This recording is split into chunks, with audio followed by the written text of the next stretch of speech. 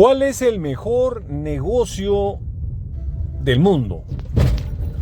Vayámonos a Google y nos va a dar una lista de los negocios más rentables o mejores negocios del mundo, entre los cuales figuran, por ejemplo, las asesorías de contabilidad y de negocios, los servicios legales, los servicios médicos, las farmacéuticas, la extracción de petróleo, etcétera, etcétera.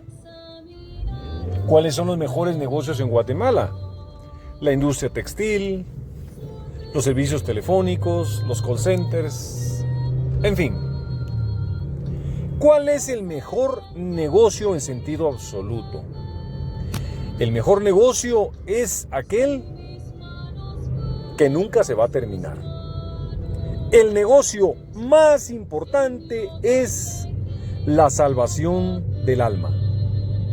Fray Pedro de los Reyes lo decía: ¿yo para qué nací? Para salvarme.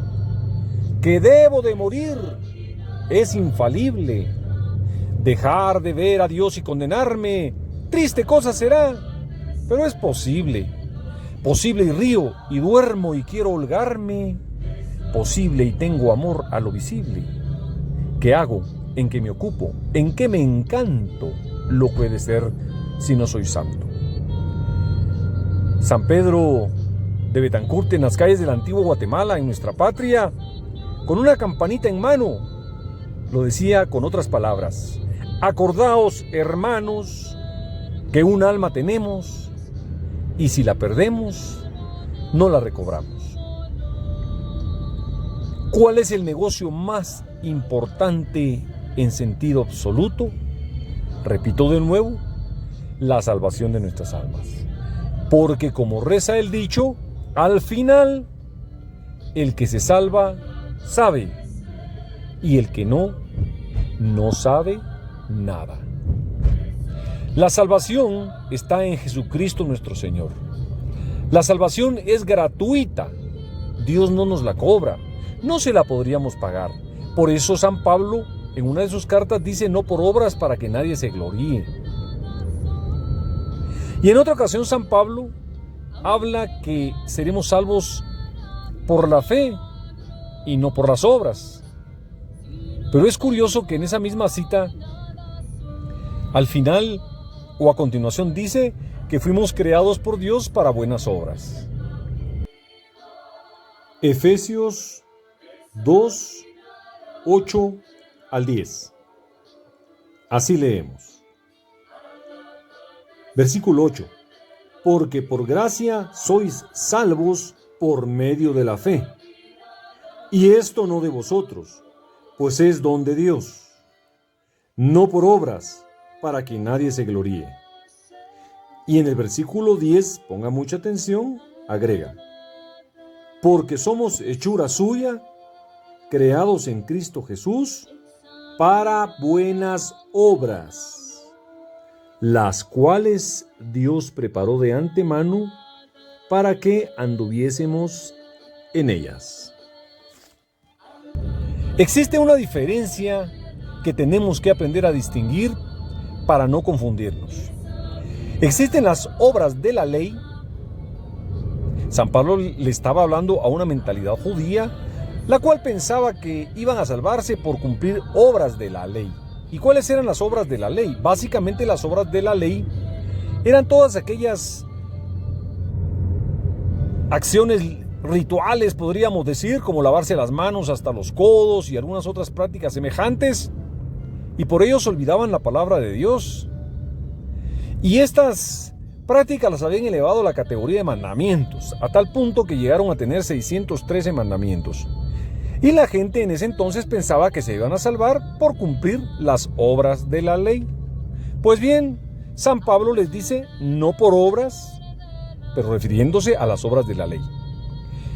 Distinguimos entonces las obras de la ley o las obras del Antiguo Testamento de las obras de caridad, que son aquellas que están unidas a Jesucristo, a la salvación que Él nos ganó, que es gratuita, pero que nos va a exigir hacer buenas obras. La doctrina protestante sostiene y afirma que vamos a ser salvos por la fe, y que las obras son una consecuencia lógica de tener fe.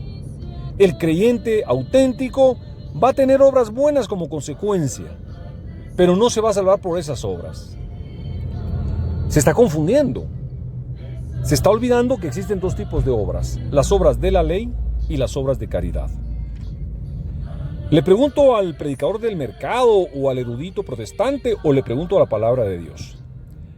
Mateo 25:31, Jesús mismo nos da la materia del juicio y habla que en aquel día dirá: venid benditos de mi Padre, porque tuve hambre y me disteis de comer, tuve sed y me disteis de beber, estuve desnudo y me vestisteis, enfermo, encarcelado y vinisteis a verme. Esas son las obras de caridad, aquellas obras unidas a Cristo nuestro Señor por la fe, pero que son una condición indispensable para podernos salvar. No por las obras de la ley, sí por las obras de caridad unidas a Jesucristo nuestro Señor. San Juan de la Cruz lo afirma de otra manera cuando dice: al atardecer de la vida me juzgarán del amor. Fe y obras. Fe, confianza absoluta en Dios, y obras, las cuales no son consecuencia necesaria de la fe, porque también Santiago dice que los demonios creen y tiemblan, y no por eso se van a salvar.